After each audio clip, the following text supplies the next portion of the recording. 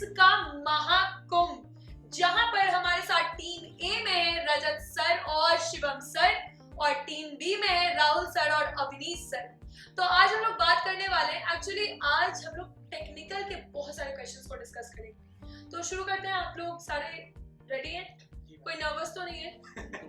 देखिए जीतेगी तो मेरी टीम।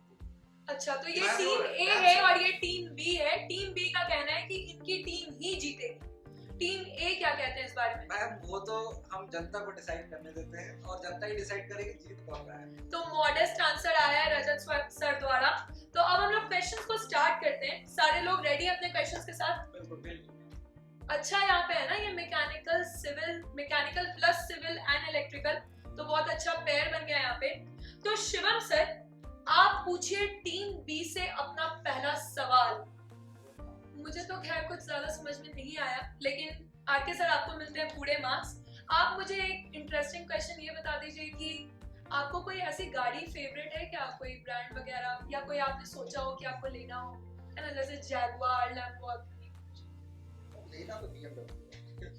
तो आज का खुलासा, आरके सर की फेवरेट गाड़ी है BMW। ओके, तो नेक्स्ट टीम बी पूछेगी टीम ए से। तो टीम बी इज रेडी? बिल्कुल। अवनीश सर का पहला सवाल आता है टीम ए के लिए। सर मैं कल एक मूवी देख रहा था और उसमें बड़ा ही इंटरेस्टिंग सा फैक्ट सर मुझे दिखा कि जैसे आइस फॉल होता है सर, बर्फ के बड़े बड़े टुकड़े टूट जाते हैं और वो सर ओशन में एकदम तैरते रहते हैं। मुझे सर आज तक कुछ ऐसे था, मुझे समझ नहीं आया सर कि मतलब इतना बड़ा बर्फ का टुकड़ा कैसे तैरता रहता है सर उसके। सर इसका सर जवाब रोज क्यों बच गई, वो जैक क्यों डूब गया? ये तो मुझे नहीं पता, ये तो डायरेक्टर से पूछना पड़ेगा। बिल्कुल। लेकिन सर इस पे मैं कहना चाहूंगा कि इसका जवाब तो इनफैक्ट मैं भी दे सकता हूँ, लेकिन मैं ये ट्रांसफर करता हूँ शिवम सर।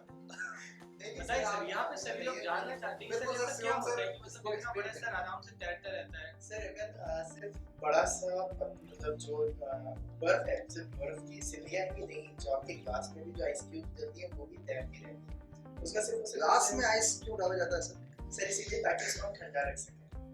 तो उसको हम लोग क्यों ठंडा रखते हैं और क्यों हम लोगों को उसको आइस क्यूब को मतलब जो तैरती रहती है उसका रीजन है density. Right, mass density water की होती है वो ज्यादा होती है एज कम्पेयर टू आइस, इसलिए वो तैरती रहती है। और यही एक सबसे बड़ा रीजन है हमारी मरीन लाइफ का। समुद्र में भी आपने देखा होगा कितनी सी बड़ी झील भी होगी, वो जम जाएगी, लेकिन नीचे जितना भी पानी होगा वो पूरा वाटर नहीं होता है, इसलिए हमारी मरीन लाइफ भी चेक करें। आज सर सारे कॉन्सेप्ट क्लियर हुए, आपका बहुत बहुत सर तो यानी बहुत आइस की बात हो गई। ऑन रॉक्स हमने सुना है सर, मतलब कोल्ड ड्रिंक में बेसिकली, है ना। तो मैं पूछना ये चाह रही थी कि आपका ऐसा कोई फेवरेट कोल्ड ड्रिंक वगैरह है? कोल्ड ड्रिंक हाँ मैम, स्प्राइट। स्प्राइट। अच्छा, तो आप यानी कि रोनाल्डो के फैन नहीं हैं, आप कोल्ड ड्रिंक पीते हैं, ठीक है। तो नेक्स्ट जो राउंड है उसमें एक राउंड दोनों का हो चुका है, मार्क्स आप लोगों को अच्छे मिल गए हैं, वो तो जनता डिसाइड करेगी। खैर हाँ, तो अब थर्ड क्वेश्चन जो है वो रजत सर द्वारा आता है टीम बी के लिए, बिल्कुल सटीक और एकदम टारगेटेड। बिल्कुल गाइस, देखो मैं तो बड़ा ही जेन्युइन क्वेश्चन और बहुत मेरे आसपास बहुत सारे सामान बिखरे हुए दिखाई दे रहे हैं, मैं यहीं से कुछ पूछ लेता हूँ टीम बी से। मैं सोच रहा हूँ कि ये जो हमारे पास 3 पिन का प्लग होता है, इसमें जो तीसरा वाला पिन है ना, मैं इसका वर्क समझना चाहता हूँ। टीम बी बताएगी कि इसका काम क्या होता है। अगर हमारे पास 2 पिन का प्लग है उससे भी हमारे काम चलते हैं, अब इसमें तीसरे वाले पिन को क्यों लगाया जाता है? कई जगह हम लोग इसको लगा भी नहीं पाते हैं बोर्ड में। तो बताइए सर, आप लोगों में से दोनों में से कोई भी बताना चाहे तीसरे पिन का काम। सर एक और ये थोड़ा सा जब बताइए जिसको और बता दीजिए कि ये मोटा भी क्यों होता है, क्योंकि देखा जाए तो दोनों पतले लेकिन ऊपर वाले। मैं भी पूछ लेती हूँ कि सर अगर 3 पिन है जी सर, तो अगर मैंने 2 पिन यूज किया तो क्या मुझे करंट लग जाएगा? ऐसा मुझे तो सर पहले मुझे आप ये बताइए, आपको माता जी ने कितने बार डांटा है सुबह पानी ना भरने की वजह से? आपको बोलती होगी ना माता जी कि जाओ मोटर चालू करो, कितने बार आपने सर डांटा है? बिल्कुल सर, अमूमन हर घर की कहानी है और बचपन में सब सुनते होंगे कि हाँ मोटर चालू कर दो ये वो। तो सर आपने कभी झटका भी खाया है इलेक्ट्रिसिटी का? कभी ऐसे है? मैंने तो नहीं सर, लेकिन मेरे भाई ने जरूर खाया है, वो भी बचपन में मेंढक को पकड़ने के चक्कर में। और मेंढक मोटर के नीचे जाके छुप बैठा था तो उसके हाथ में बहुत करंट लगा। देखिए गाइस, आप सब लोग भी जानना चाहते हो तो आप देखिए यहाँ पे ये 2 पिन है ना, ये पतले हैं जबकि ऊपर का मोटा पिन है। और आप अगर ध्यान से देखें तो इसकी जो लेंथ है ना, ये भी थोड़ी सी ज्यादा है। गाइस देखिए, जो तीसरा पिन है ना, इसलिए दिया जाता है कि ये अर्थिंग प्रोवाइड करे। जैसे मान लीजिए आप सुबह सुबह पानी भरने गए आप पानी भरने गए, आपकी मोटर में आ गया फॉल्ट, और अगर आप यहाँ पे 2 पिन है, जैसे ही आपने प्लग लगाया आपको झटका लगेगा और आपके साथ में क्या होगा आप समझ ही सकते हैं। लेकिन अगर यहाँ पे आप देखिए इसकी थोड़ी सी लेंथ ज्यादा है, तो आप प्लग में जैसे इसको डालेंगे ना, सबसे पहले ये वाला जो पिन है ना ये एंटर करेगा, तो ये क्या करेगा, अर्थिंग प्रोवाइड करेगा। तो अगर मोटर में कोई भी फॉल्ट है तो उसके अगेंस्ट क्या करेगा, ये आपको प्रोटेक्शन प्रोवाइड करेगा। और जैसे कि सर ने पूछा कि सर इसकी मोटाई की ज्यादा है, तो sir R is equal to कुछ रोहन भाई याद है क्या, कक्षा 12 का प्रश्न है वैसे, है ना, याद है ना सर भाई? हाँ, तो वही रीजन है सर इसका। तो वाह, अपनी सर ने भी बहुत अच्छा आंसर दे दिया है। और अर्थिंग से अर्थ का याद आता है, तो सर रजत सर, अर्थ पे आपका कोई फेवरेट डेस्टिनेशन है जहाँ पे आपको पसंद है? मैम शादी के बाद जहाँ जाना चाहिए, जहाँ पे आप शादी के बाद जाना चाहेंगे? सही बात। शादी का तो पता नहीं मैम, लेकिन शादी से पहले मैं 16-17 बार जा चुका हूँ उत्तराखंड। उत्तराखंड मुझे बहुत अच्छा लगता है, और उत्तराखंड में बहुत सारे प्लेसेस हैं जो बहुत अच्छे लगते हैं, जैसे कि आप ऋषिकेश की बात कर सकते हो, आर्ली की बात कर सकते हो। इनफैक्ट ऊपर कैंपटी फॉल वगैरह भी मैंने घूमा हूँ, काफी बार गया हूँ, देहरादून गया हूँ, रुड़की गया हूँ, रुड़की में बहुत समय बिताया, तो मुझे उत्तराखंड अच्छा लगता है। स्टूडेंट्स आपको बताइएगा जरूर कि रजत सर की इस भावनाओं से शादी के बाद ये कौन से जगह जाएंगे, एक बार आपको कमेंट सेक्शन में जरूर बताइए, है ना। और आरके सर, आप लोग इतना मशीन का बात करते हैं, मैं बहुत बोर हो जाती हूँ, सच बता रही हूँ, इस टीम के साथ। तो मुझे बस एक ही मशीन पता है, वो है हार्ट। तो आरके सर, ये हार्ट जो है, हार्ट बीट क्यों होता है? एक्चुअली में इसका मैम बड़ा सिंपल है। कुछ लोग कहते हैं मोहब्बत के लिए दिल धड़कता है, तो चलिए वो तो सेकेंडरी मैटर है, बट यहाँ पे ये है कि ब्लड का सर्कुलेशन कराने के लिए बॉडी में बहुत जरूरी है दिल का धड़कना, क्योंकि ब्लड का हार्ट का काम ही है डिफरेंट पार्ट में, जितने भी शरीर में हमारे पार्ट्स हैं उसको ब्लड भेजना होता है हाई प्रेशर से। फिर उसके बाद हार्ट का ये भी काम होता है कि जो भी इम्प्योर ब्लड होता है उसको इन कराना है शरीर में, ताकि उसको लंग्स को भेजना होता है कि ब्लड क्या हो, प्यूरिफाइड हो जाए, ऑक्सीजनेट हो जाए अच्छा, यहाँ वापस। से मैम आपने एक चीज ऑब्जर्व की कि कहते हैं कि इंजीनियर साहब मतलब ऑलराउंडर होते हैं हर फील्ड में। सर वो तो मैं खैर मतलब सर मानती हूँ। मैकेनिकल के मतलब रनर है, और देख मतलब कितने अच्छे से और उसमें biology का इम्पैक्ट explain ये किया भी है मैम कि जैसे कि आपने देखा होगा कि कभी भी डॉक्टर के पास जाते हैं तो 80:120 का रेशियो, जैसे 80 क्या होता है, 80 के नीचे आपका डायसिस्टोलिक होता है, और आपका जो 120 होता है सिस्टोलिक होता है।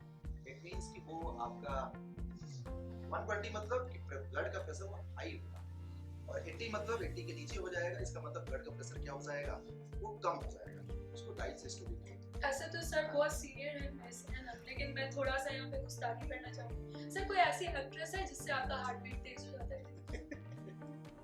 ऐसा? मैम एक्चुअली तो मेरी लाइफ में जो भी एक्ट्रेस थी वो मेरे साथ है। अच्छा, मतलब सर वेरी गुड, सर बताना चाह एक्सीलेंट, रहे हैं काफी डिप्लोमेटिक आंसर के साथ अब हम लोग आगे बढ़ते हैं। तो आरके सर, आप बताएं टीम ए से आपका क्या क्वेश्चन है?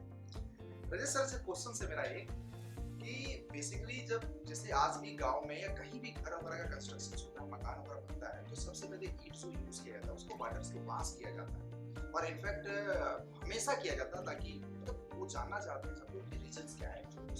तो गाइस देखो यार, सर ने बड़ा इंटरेस्टिंग सा क्वेश्चन पूछा है डे टू डे लाइफ से, और जो ब्रिक्स आपको दिखाई देती हैं, आपने देखा होगा कि घर बनने से पहले उसको वॉश ही नहीं करते, उसमें पानी डालते रहते हैं, बहुत पानी डालते हैं, पिला देते हैं। बिल्कुल पानी पिलाना जैसे बोलते हैं। तो इसका रीजन सर ये होता है कि जैसे हम लोग जिस ब्रिक को बनाते हैं उसमें बहुत सारे वॉइड्स होते हैं, बहुत सारे छिद्र होते हैं जिसमें पानी बहुत सारा आ सकता है।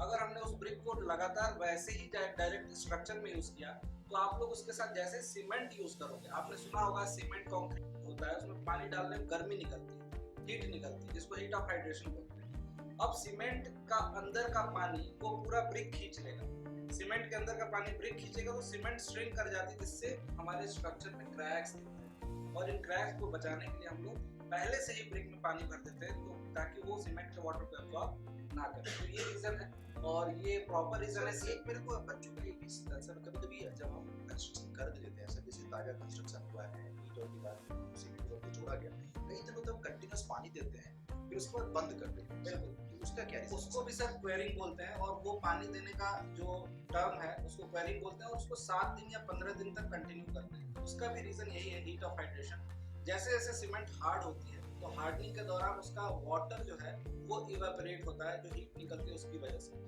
और उस हीट की वजह से जो इवेपोरेशन हो रहा है उससे पानी की जो कमी आ रही है उसको भरपाई करने के लिए हम एक्स्ट्रा वाटर देते हैं, ताकि फिर से अगेन कंक्रीट स्विंग ना हो, जिसकी वजह से क्रैक ना आए।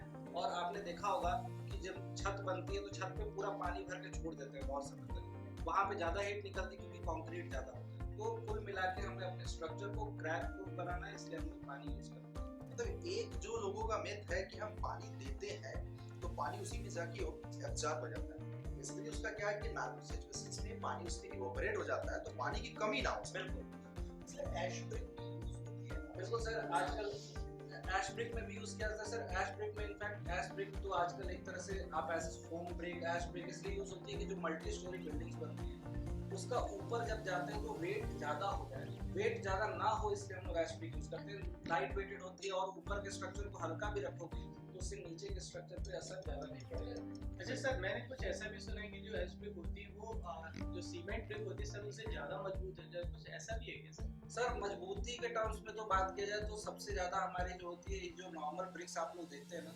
वही ब्रिक होती है, क्ले ब्रिक्स होती है, सबसे ज्यादा मजबूत होती है, कॉस्टली भी होती है और वेट भी उसका ज्यादा होता है। आजकल कंस्ट्रक्शन बहुत फास्ट हो रहा है और लाइट वेट कंस्ट्रक्शन को ज्यादा प्रीफर किया जा रहा है, इसलिए हम यूज कर रहे हैं इसको। और इंडस वैली सिविलाइजेशन में भी बेक ब्रिक जो है वो यूज होती थी। थोड़ा सा मैंने हिस्ट्री भी बोल दिया बीच में, ठीक है। तो अब हम लोग राउंड 2 स्टार्ट करते हैं। राउंड 2 जहाँ पे शिवम सर पूछेंगे क्वेश्चन टीम बी से। आपका सेकंड क्वेश्चन।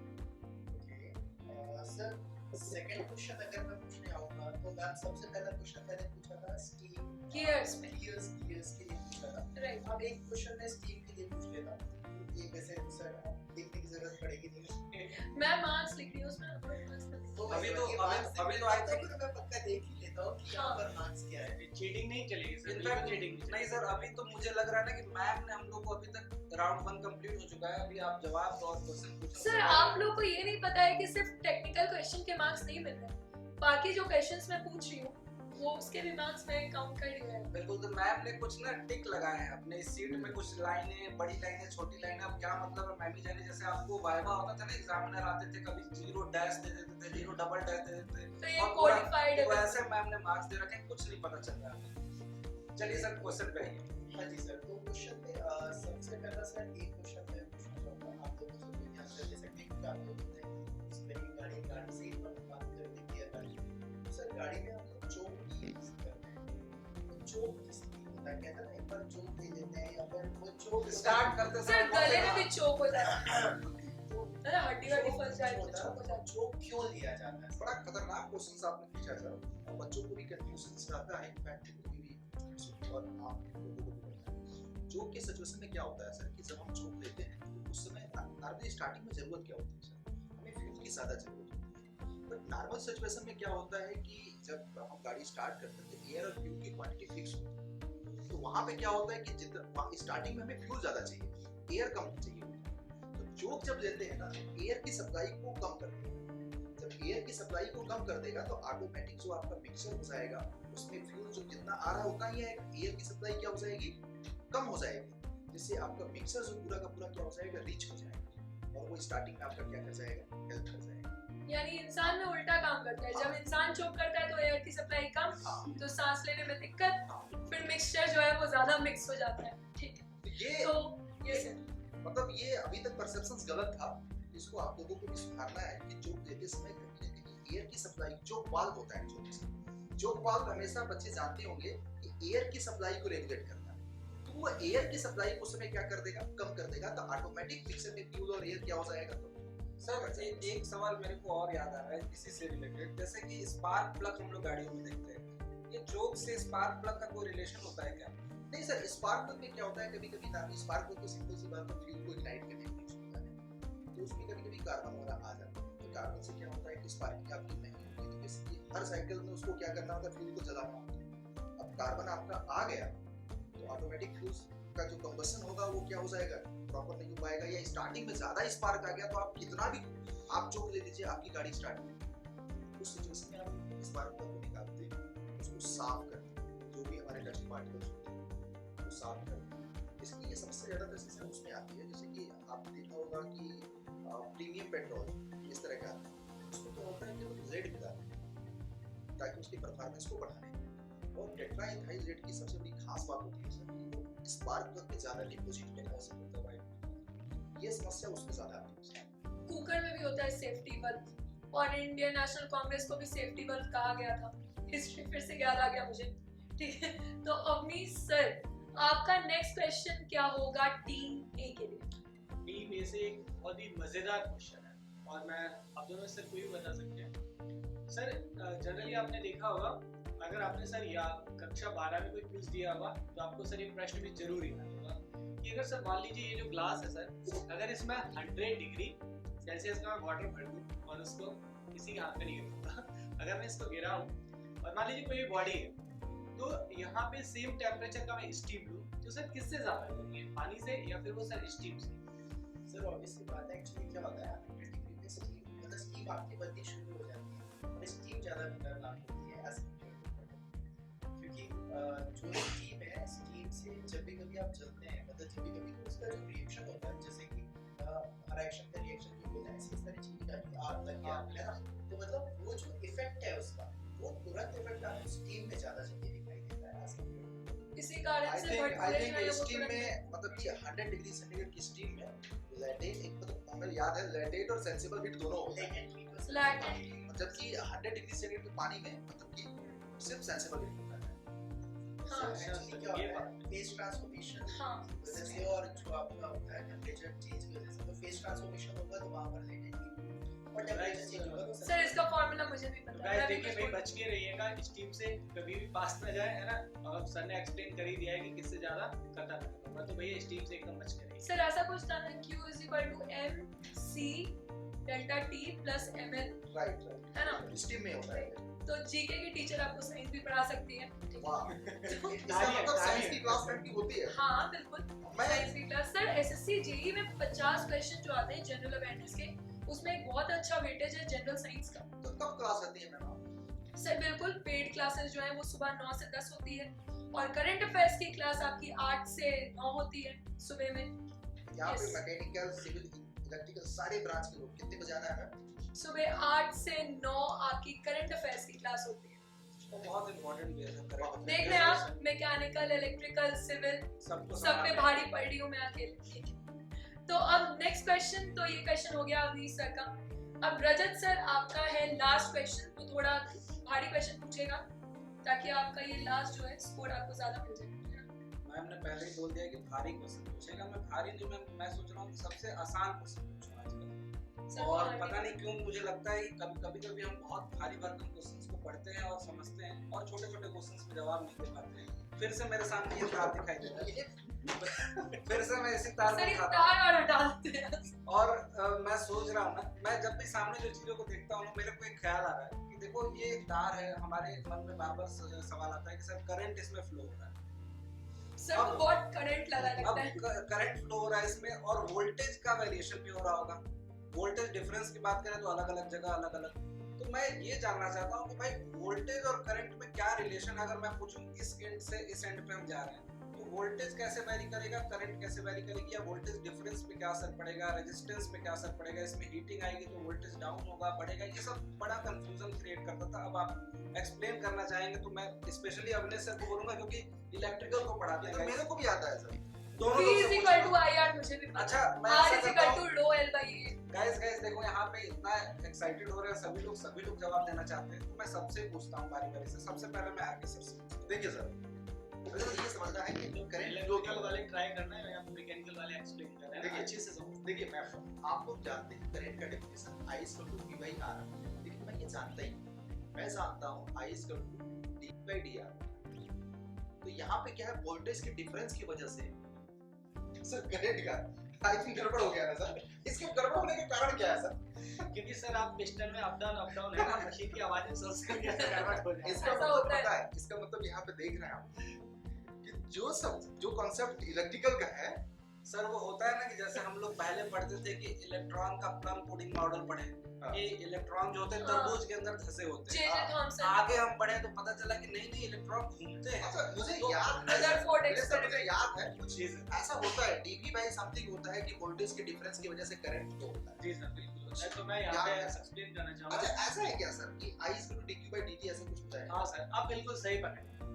याद अच्छा सर, तो आप मुझे बताइए, जैसे आप सिविल पढ़ाते हैं सर, आप किंग है सिविल इंजीनियरिंग के, तो सर आपको फ्रैक्शन व्रैक्शन ये बहुत अच्छे से पता होगा। तो जैसे सर मान लीजिए कोई भी एक बॉडी है और वो रेस्ट में है, अब आप उसको मोशन में ले जाना चाहते हैं तो क्या करेंगे? सबसे पहले आपका क्या स्टेप क्या होगा? सब अप्लाई करेंगे उसकी इनर्शिया जो है, इनर्शिया की वजह से रेस्ट है और रेस्ट में है तो उसका जो इनर्शिया है इनफैक्ट उसके मास के प्रोपोर्शनल है, तो हम उससे ज्यादा फोर्स देंगे ताकि वो मोशन में हो। तो गाइस देखिए यहाँ पे सेम इन्हीं का कॉन्सेप्ट जो मैं अप्लाई करता हूँ। देखिए गाइस यहाँ पे वायर है ना, वायर, इसमें करंट दौड़ रहा है, भाग रहा है। करंट क्या होता है? Nothing but flow of electron. अब देखिए फ्लो ऑफ इलेक्ट्रॉन क्या है? इलेक्ट्रॉन के ऊपर चार्ज होता है ना, तो एक एंड से दूसरे एंड पे इलेक्ट्रॉन फ्लो होगा, मतलब चार्ज फ्लो होगा। अब भैया जब इलेक्ट्रॉन फ्लो होगा तो इसको फोर्स करने के लिए, सॉरी, इसको मूव कराने के लिए किसी फोर्स की जरूरत पड़ेगी। तो जो फोर्स वो है ना, जो फोर्स प्रोवाइड करेगा यहाँ पे एक एंड से दूसरे एंड के लिए, वही आपका क्या कहलाता है सर? वोल्टेज कहलाता है। कि यहाँ पे अगर एक एंड से दूसरे एंड पे आपको करंट फ्लो करवाना है तो एक फोर्स देना पड़ेगा आपको, तो वही क्या कहलाता है सर? आपका वोल्टेज कहलाता है। अब सर देखो, आपने सर देखा होगा कभी कभी प्लग सर गर्म होने लगता है, तो जैसे आप इसको छूते होंगे, अरे गर्म हो गया। सर यहाँ पे क्या होता है ना, जैसे कोई भी मटेरियल है उसका रेजिस्टेंस होता है सर। अब देखिए रेजिस्टेंस की सर वैल्यू हम हमेशा कम रखते हैं, लेकिन आपको पता है कि कोई भी बॉडी फ्री फ्रॉम रेजिस्टेंस तो हो नहीं सकती है ना सर? तो यहाँ पे देखिए सर, जो लोड है ना, लोड इलेक्ट्रिकल में रिप्रेजेंट करता है करंट को। तो यहाँ पे जो वायर है ना सर, इसमें I स्क्वायर R के फॉर्म में सर हीट के लॉसेस होते हैं। तो वहाँ पे जो I स्क्वायर R होते हैं ना, उसकी वजह से सर यहाँ पे क्या होने लगता है?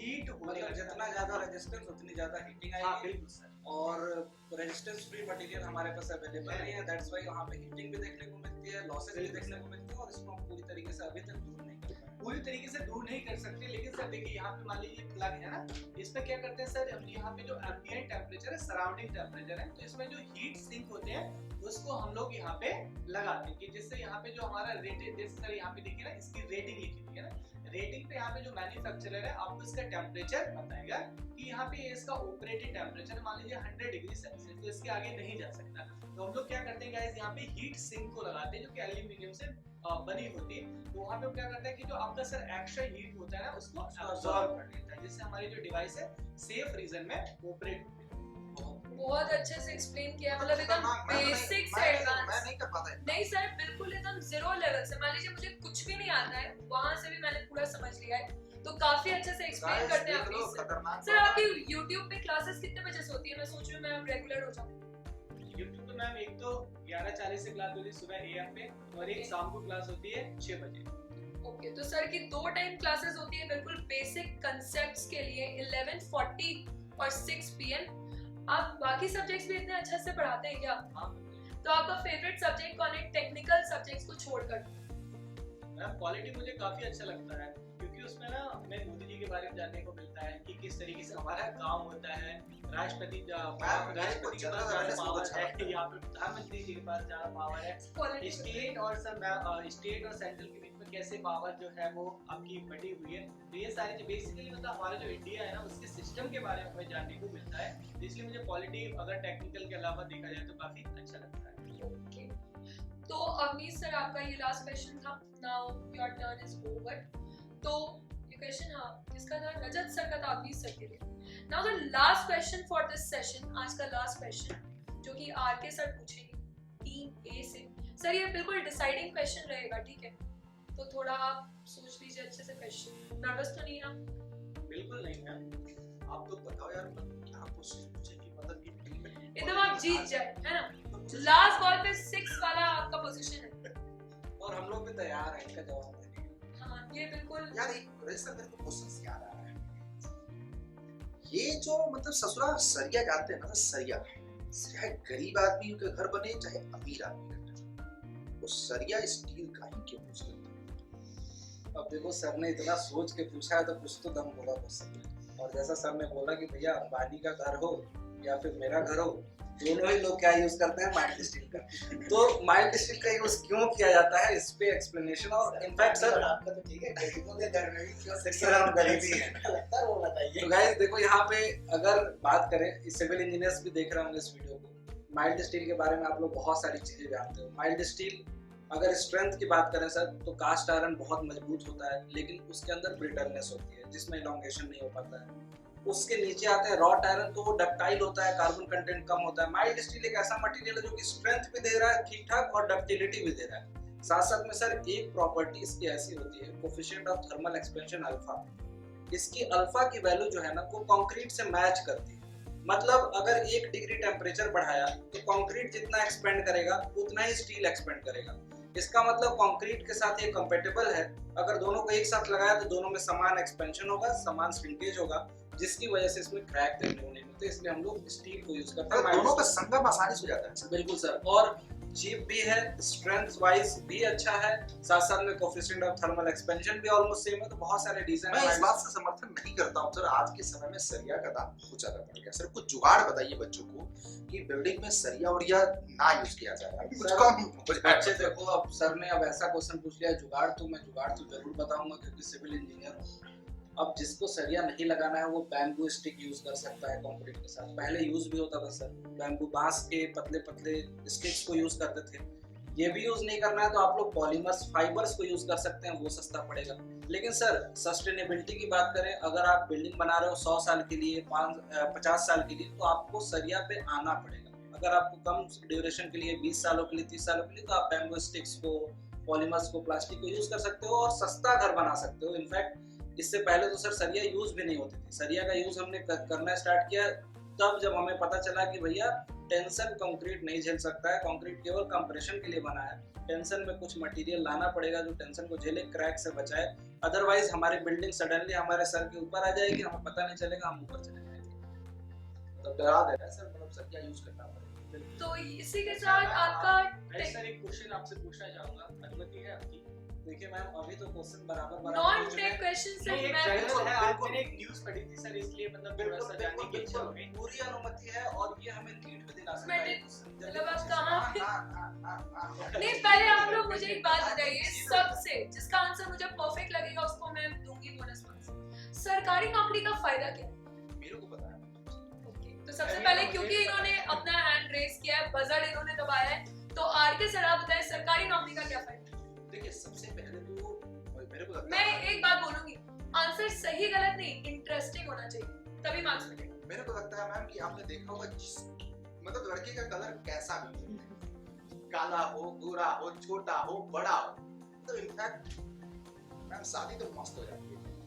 मतलब दहेज भी मिलता है और सामाजिक प्रतिष्ठा भी मिलती है, सोशल स्टेटस साथ भी में मिलता है। बोलेरो और स्कॉर्पियो भी आ जाते हैं। बोलेरो और स्कॉर्पियो भी मैं बता रही हूँ।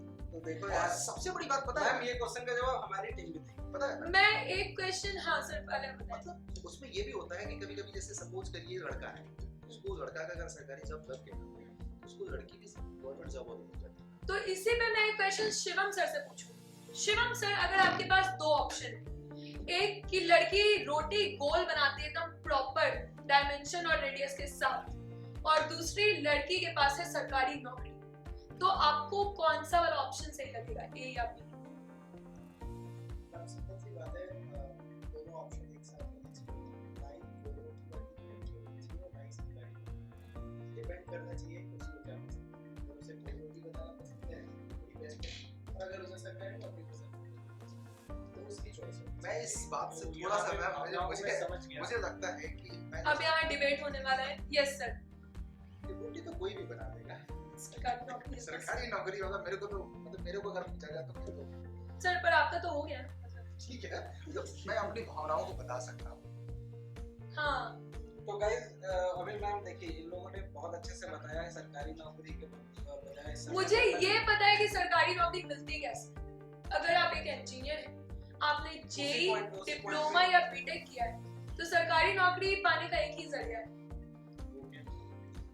गाइस इसका आंसर जो देगा उसको मिलेंगे बोनस मार्क्स। मैम देखिए, इसका एग्जैक्ट आंसर तो उस बच्चे से ही पूछना पड़ेगा जो बच्चा प्रिपरेशन कर, तो सरकारी नौकरी की तलाश कर रहा है। लेकिन हम आपको सजेस्ट क्या कर सकते हैं, अगर आप जेई की तैयारी कर रहे हैं, ए की तैयारी कर रहे हैं, प्रिपरेशन कर रहे हैं किसी भी गवर्नमेंट जॉब्स की, तो आप डेफिनेटली इंजीनियर संजय अड्डा जैसे चैनल जो कि मतलब कंटिन्यूअस लगातार, चाहे सिविल इंजीनियरिंग की बात करूँ, मैकेनिकल की बात करूँ, इलेक्ट्रिकल की बात करूँ, इनफैक्ट मैम भी हमारे जनरल साथ हैं। Awareness, reasoning, numerical ability, English, Hindi, सभी चीजों का एक सॉल्यूशन है इस चैनल पे, आपको सारा का सारा कंटेंट मिलता है। इस चैनल को आप सब्सक्राइब कर सकते और हैं। सबसे बड़ी बात पता है सर क्या है कि मार्केट में मटेरियल बहुत सारे हैं ना, लेकिन जो जेन्युइन मटेरियल है, जो Refined. टू द पॉइंट, बिल्कुल फिल्टर्ड मटेरियल, वो आपको मिलता है इंजीनियर्स अड्डा 24/7 पे बस।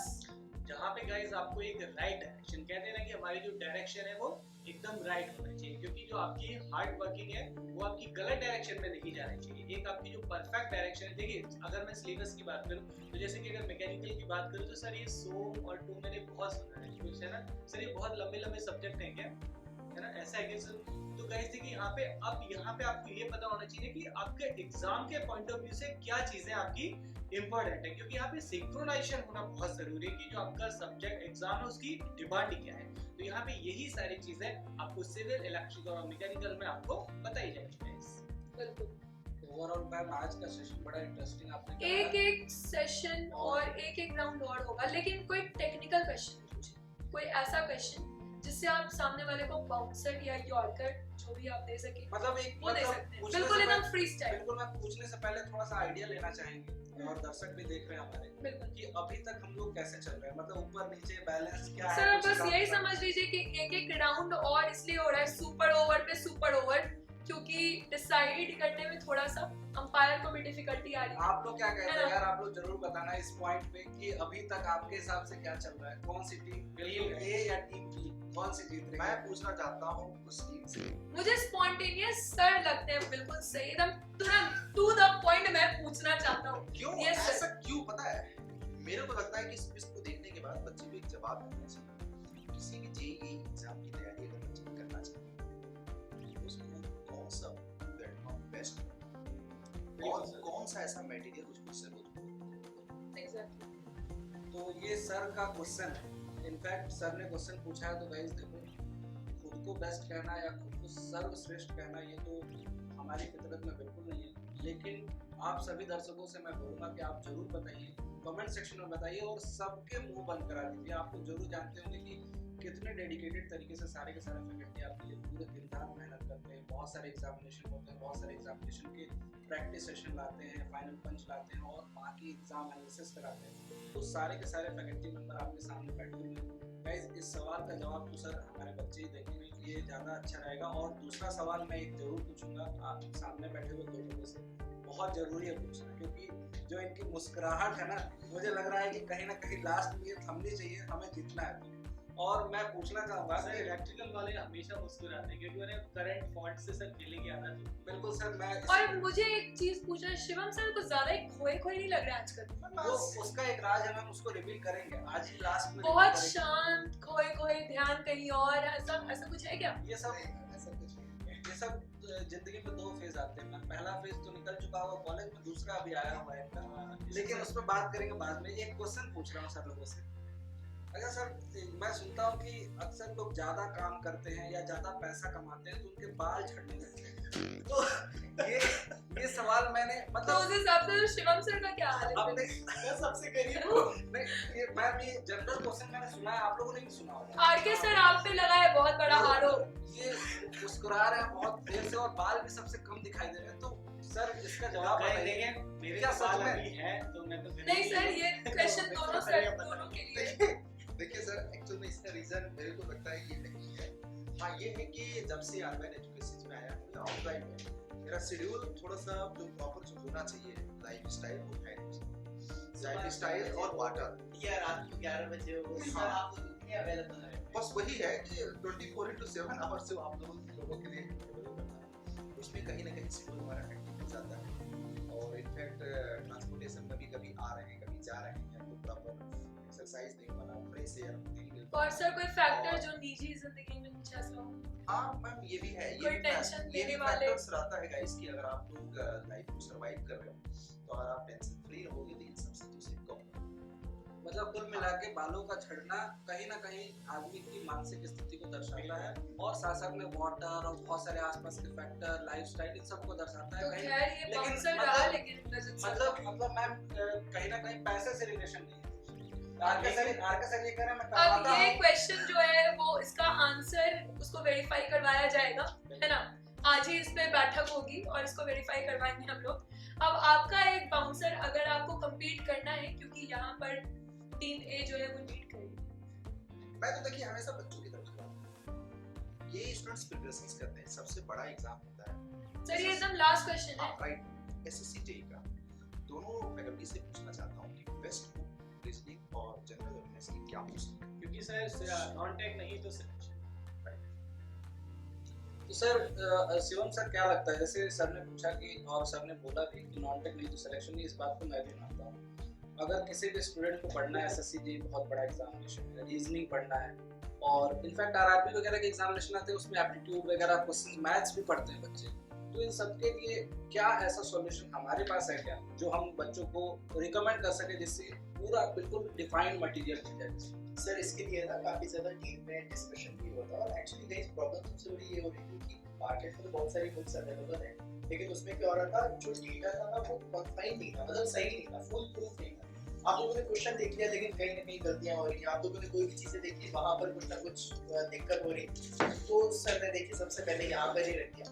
मैं आप लोगों को बता दूं कि अभी अडल्ट 24/7 में एक बहुत ही शानदार सी अर्थमेटिक और रीजनिंग के फोटो की बुक्स आप लोगों को दिया कराएंगे, जहाँ पर आप लोगों को जो डेटा मिलेगा ना वो इतना शानदार मिलेगा। और शायद सर इस किताब को मैं आज अभी रिव्यू भी कर रहा था। नहीं मेरे को लगा सर कि हम लोग अभी डिस्कस कर रहे थे, ये लॉन्च पे भी अभी सारा कुछ हो चुका है, बस लॉन्चिंग पे आई थिंक सर हो जाएगा, तो जल्दी ही इसको हम लॉन्च कर देंगे रीजनिंग और जनरल वेस्ट। एंड गाइस इसमें सिर्फ एक लाइन और जोड़ना चाहूंगा, जैसे कि सर ने बोला कि रिव्यू कर रहे हैं, सो हम लोग भी यहाँ पर रिव्यू करेंगे, आप लोग भी रिव्यू करना और आप लोगों की जो जेन्युइन कमेंट्स होंगे वो जरूर देना। वो कहते हैं ना पहले इस्तेमाल करें फिर विश्वास करें, राइट? तो पहले इस्तेमाल करना और उसके बाद विश्वास करना चाहिए। एग्जैक्टली। तो बहुत सारे एग्जाम्स होते हैं, रीजनिंग और जनरल अवेयरनेस बहुत जगह आती है। और मेरे को इसका सॉल्यूशन ये बता, जनरल अवेयरनेस की जो बेस्ट बुक है मैम की क्लास जो उनकी क्लास को प्रॉपर डेडिकेटेड तरीके से मिल रही है 2-2 घंटे की क्लास में। बिल्कुल सर। और क्योंकि इंजीनियरिंग में ऐसा नहीं है कि आप किसी भी एग्जाम की तैयारी कर रहे हैं तो वही जनरल अवेयरनेस वही रीजनिंग आएगी, यहाँ पे स्पेसिफिक है, ये बाकी एग्जाम से थोड़ा सा अलग है। तो उसके लिए आप हमारे साथ जुड़े रहें अड्डा 24/7 पे और इंजीनियर्स अड्डा को सब्सक्राइब करना बिल्कुल भी मत भूलिएगा। Thank you for the session and stay tuned. और रिजल्ट आप लोग बताएं। नहीं, फैसला तो देखिए सर जनता जनार्दन। रिजल्ट तो बिल्कुल जनता ही बताएगी और जनता दोनों को- टीम में बहुत बड़ा वॉर हो चुका है शुरू, तो इसको हम लोग ऑफ कैमरा रखेंगे और इसी के साथ हम लोग यहाँ पे मैम Yes, sir. जनता को मैं एक बार रिमाइंड कराना चाहूंगा, ये टीम ए है और ये team B. Team A Rajat sir, Shivam sir, team B RK sir और Avneesh sir. Please comment section में बताइए किसकी हुई जीत। Thank you. Thank you sir.